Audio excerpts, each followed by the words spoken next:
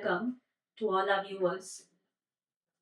The book of Deuteronomy, chapter 29, verse 29 says, "The secret things belong to the Lord our God, but those things which are revealed belong to us and to our children forever, that we may do the words of this law." In these last days, the Lord Jesus Christ is pouring out his revelation upon his people. The Lord Jesus is teaching us through his word about different things which affect us as human beings, especially in the area of mental health. Our topic of today's teaching is on trauma, or the biblical word for it would be brokenheartedness. This will be a series of teachings, and today's is just a short introductory teaching. So, before we start, let us start with an opening prayer. Heavenly gracious Father, King of glory, Ancient of days, O Lord, we thank you for your goodness, for your kindness, for your long suffering. We thank you that your steadfast love endures forever. O Lord, I ask you to bless this teaching. Let your mighty presence overshadow this teaching and put the words in my mouth, which will go into the hearts of the people who will be listening. And may there be transformation in their life. May they increase in the spirit of wisdom and revelation in the knowledge of you, O Lord. In Jesus' name I pray. So, the reason I have chosen this topic, that is trauma, is because a lot of us today are suffering in the area of mental health. A lot of people, even though they might have lives which look good on the outside, they might be having all the material things and the material wealth, they do not have inner peace. They do not have inner fulfillment. They do not have that life satisfaction that Jesus said he came to give us. Jesus said that I have come to give you life and give it more abundantly. So, why, as a people, should we suffer lack? Why should we suffer in the area of mental health? The Lord has been pouring out different types of revelations and teachings, especially in the area of mental health and psychology. And it is, although a very little is understood about this topic, people are beginning to understand that there is something known as trauma or complex trauma. Now, some of our viewers might have heard of the expression PTSD, that is post traumatic stress disorder. This trauma, which I will be teaching on today, is very similar to PTSD, except that complex trauma happens within intimate relationships, like between families, between spouses, between close friends. Whereas PTSD is sort of like a singular event. For example, you must have heard of people saying when they come back from a war, they suffer from PTSD. Or they go through a horrible accident and they suffer from PTSD.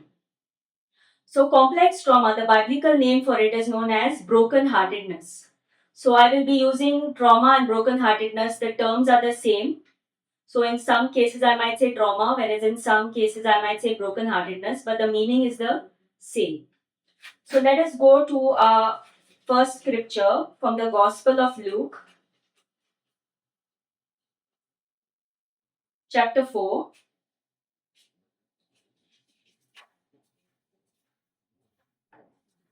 That comes when we accept Him as Lord and Savior in our lives and we accept Him as our only source of salvation.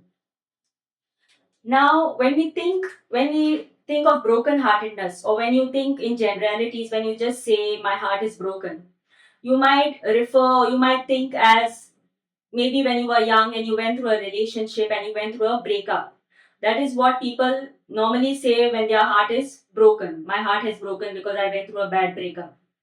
But this biblical brokenheartedness, what Jesus came to heal us, goes way more than that. In fact, if you look around, almost all of us have some amount of brokenness in our hearts.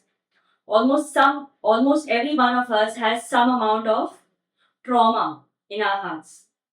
And the thing is that since our hearts are like the base of our lives, is the core of our life, the brokenness on the inside is literally shaping our personalities. It is shaping the way we think, it is shaping the way how we relate to others, it is shaping the way how we relate to God and how we relate even to ourselves. So that is why Jesus wanted to focus. His focus was on healing our hearts because that would affect our personalities. This inner brokenness, as I said, is being recognized in the community of psychologists and mental health professionals as complex trauma. The short form for this is CPTSD. Although it is still in its initial stages of understanding, a lot has been shown, a lot of research has been done, and it has been revealed that a lot of our behavior, the way we think, the way we relate, the way we speak, the way we cope, the type of addictions we might have, the type of mindsets that we might build, all is dependent on our condition of our hearts. How we cope with life's problems depends on how the condition of our hearts is. If our heart is whole and healthy, we will cope with life's problems very easily. But if our heart is broken, we will be like in a coping mechanism. We will be forced to do some things which we don't normally do. That is why it explains one person's behavior is different when faced with the same problem, and another person's behavior is different when faced with the same problem. Complex trauma or brokenheartedness is being recognized as the single most cause of human suffering, which is getting perpetuated down family lines. If I can give you an example, say a woman who is raised in a household where she was not shown any value, where she was not shown her worth, where she was never shown any love and affection. This results in brokenness. And this woman, when she gets married or has children of her own, she will not be able to fully love her children in the way that they need to. And since these children will not be able to get that love and affection from their mother, they will in turn go and seek for that love from an outside source, maybe from the demonic source. Unhealed trauma is the driving force behind most of our addiction problems, whether it is an addiction to alcohol or drugs or sex. Addicts, if you know, they see their addiction as a solution to their problems. They cannot give it away. Even if you tell somebody to stop drinking, they cannot easily stop drinking. Why? Because these addicts are using this drugs or alcohol as a coping mechanism to self-soothe their inner brokenness, that is trauma. Addicts are actually suffering from an inner wound on the inside which is going unhealed, which is the pain is sort of on the inside, and to self-soothe that inner discontentment, the addicts are using drugs or alcohol or sex to soothe that inner brokenness. Trauma is also one, if not the only cause, one of the major causes behind a lot of mental health problems. Now, if you have been living in this generation, you will know that a lot of young people also are suffering from depression, or they are suffering from anxiety, or they are suffering from mood swings, or they have emotions which are beyond their control, or they are going through work related stress, which is affecting their mental health. Now, if you think of trauma in the medical term, what does it mean? Trauma simply means a split or a brokenness. So when psychologists use the word bipolar disorder or narcissistic personality disorder. They are describing mental health conditions. But as a student of the Bible, you should know that these personalities are demonic personalities. When we have a broken heart on the inside, that serves as a legal right for demonic spirits to enter into that brokenness. Just like how if you get a cut on your hand or if you get a deep cut, say on your face, and you do not clean it or you do not suture it, what will happen is it will get infected. So, similarly, when our wounds on the inside, the trauma on the inside of our hearts, that is the brokenness on the inside of our hearts, goes unhealed, that serves as a legal right for demonic spirits to lodge inside a person. That is why psychologists say that they have a personality disorder. They might diagnose somebody with a personality disorder, but in actuality, it is a demonic personality which has come in that person's inner man. For example, if say a child was molested at a young age, they are more prone to the spirit of lust. Or if when you were a child you were going through physical abuse from your parents or emotional abuse or any other kind of abuse, you are more prone to having the spirits of anger or the spirits of rage or the spirits of bitterness, because those wounds serve as a legal landing right for demonic spirits to come into your life.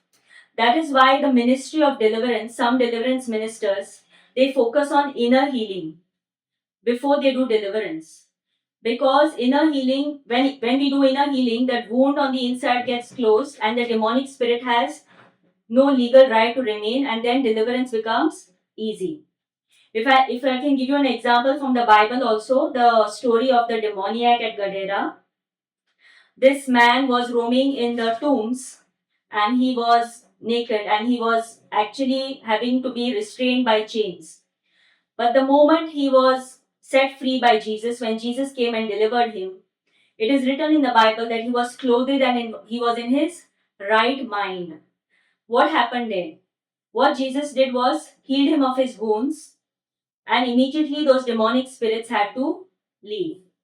And if you read the story from the Bible, it shows that his demonic oppression was to such a level that the same demonic spirits, when they went into that herd of swine, the swine immediately drowned and they died because they could not take that mental oppression. Similarly, a lot of people who are thinking that their problems are only mental, they have some mental problem and they might be going to take medication. They are ignoring this part, which the Bible clearly says, that is brokenheartedness, and the brokenheartedness which is resulting in demonic spirits from entering into your life. So, mental health, although has its benefits, taking treatment for mental health, we cannot ignore the spiritual side of it because you cannot medicate demons out of your life. You need deliverance in certain areas, especially if the person is having emotions which are beyond their control. It usually means that a demonic personality is lodged into that person and affecting their personality. So, going back to this topic of ours, brokenheartedness, let us go to the next scripture from the book of Proverbs, chapter 4, verse 23.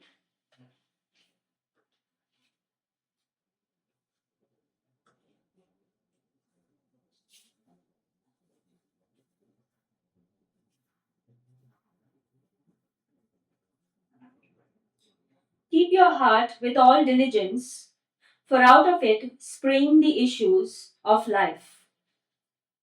Then again, we'll go to Proverbs chapter 27, verse 19,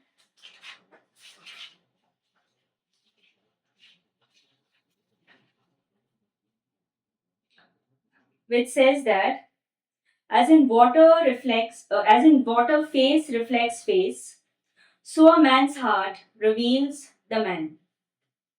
So these scriptures and various other scriptures are clearly mentioning that our hearts are have a direct if the condition of our hearts has a direct impact on our behavior, and not only our behavior, our every aspect of life, like how we think, how we feel, how we relate to ourselves. The relationship that we have with ourselves is the most important relationship that you will have on this earth.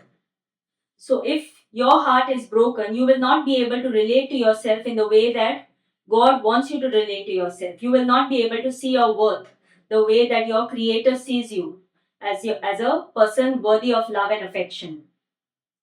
So if you think about yourself today, your personality, your beliefs, your manner of speech is all a sum of your life experience with people from your past. Your personality is actually a response of your experience with people from your past. Our hearts, you can say, are sort of like your glasses, like how when you wear glasses, you see everything through those glasses. If those glasses fog up, everything else will be, you will not be able to see clearly. So, similarly, when our hearts are broken, it affects the way we see everything. Our behavior, the way we relate to things, everything changes depending upon the condition of our hearts. And if our hearts are broken, it will definitely affect our behavior. Our brokenness, in fact, prevents us from having a genuine connection with God. Our brokenness, our brokenheartedness, our trauma prevents us from having a genuine connection with ourselves. And if we cannot love ourselves, we cannot love others. Because the Bible says, you shall love the Lord your God with all your heart, with all your mind, with all your soul, with all your strength, and you shall love your neighbor as yourself. So, the degree that we love others is the degree that we love ourselves. And we cannot love ourselves when our inside, the heart of our life, that is the inner core of our life, is broken. That is why Jesus came on the earth to heal our brokenness. So if I can just give you a short definition in order to better understand what does this mean, trauma, it simply means that your heart wasn't fully loved in the way that it was supposed to be loved. And this results in brokenness. Trauma is like a split within yourself because of painful events or outside events that were painful to you. God made us to be loved, to give and to receive love, to have fellowship with one another, to have connection with one another. And we all have some basic emotional needs. For example, the need to be validated, the need to be valued, the need to be praised for your own uniqueness, the need to be told that you are lovable. All these needs are inbuilt in us. God has created us with a heart that needs love. But say if we grow up in an environment where these needs were never met, or say you grow up in an environment where these needs were not met consistently, or say you grow up in a home where you have to work for these needs. For example, at a small age, you are told to do all the housework and wash the plates and do everything, and only then you are counted as worthy. Or if you were told, if you have grown up in a house where you were told that you were selfish for having those needs, this results in brokenness. So why I am speaking on this is because a lot of our brokenness, a lot of this trauma is subconscious. We do not know the root cause of it, but God knows the root cause of it. God knows the exact time that when our hearts got broken, by which person or who said what. And that is why He has said that He has come to heal the brokenhearted.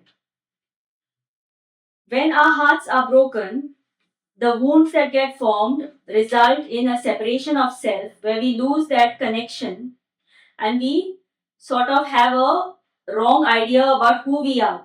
We cannot believe that we are children of God because we have been raised in a household where we are told that we are not worthy of love and affection. So, the two main causes, if I can go to the next point, the two main causes of trauma is abuse and neglect. So, trauma comes from two sources: abuse, that is the bad things that happen to you, and neglect, that is the good things that you were supposed to receive but you did not receive. I will go into in-depth teaching of this in my later teachings, but for now I will just explain in short. Abuse can be physical abuse. Say you grew up in a household where your dad came home from work frustrated and he wanted to just slap you every single day. He just wanted to vent out his frustration on you.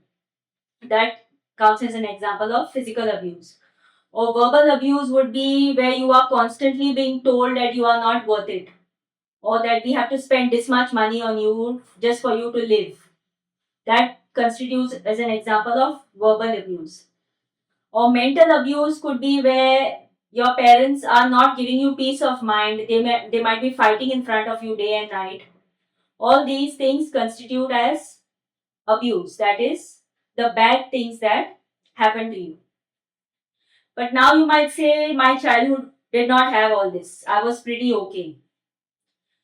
Neglect, that is the second cause, is being recognized as the more subtle but more common cause of trauma. Neglect is the good things that you were supposed to receive but you did not receive.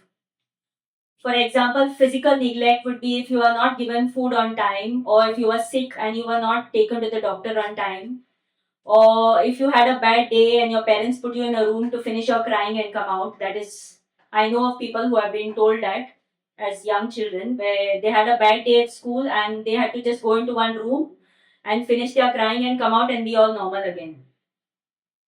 That constitutes physical neglect. Emotional neglect would be parents who are maybe workaholics or who spend most of their time in their social activities and have very little time for you. Maybe they just gave you a plate of food and kept you in front of the TV the whole day, or they kept you to be cared for by mates and they were hardly ever there for you. They were just maybe physically there but mentally somewhere else. They are just providing you the physical needs. But this results in neglect. The thing is that about neglect, it is so subtle.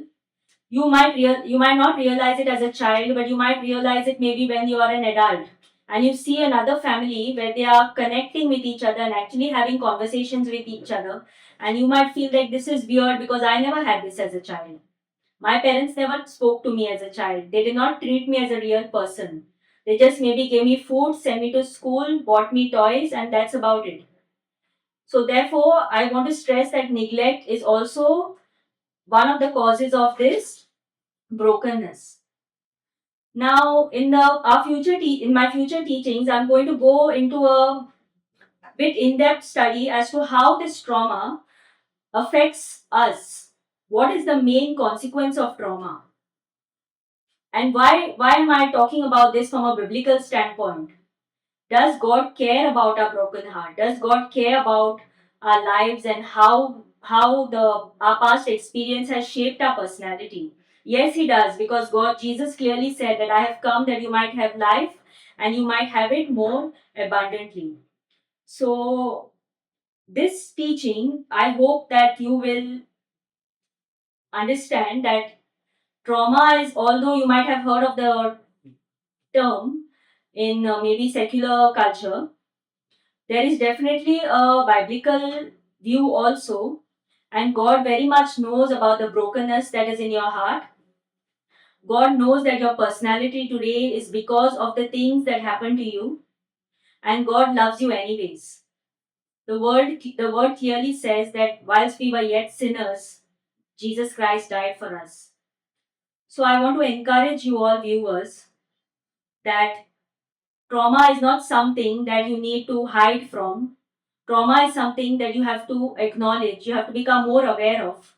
Because when you become aware of something, there is room for improvement. Without being aware of anything, you will not be able to improve. So let me conclude this short introductory teaching with a prayer.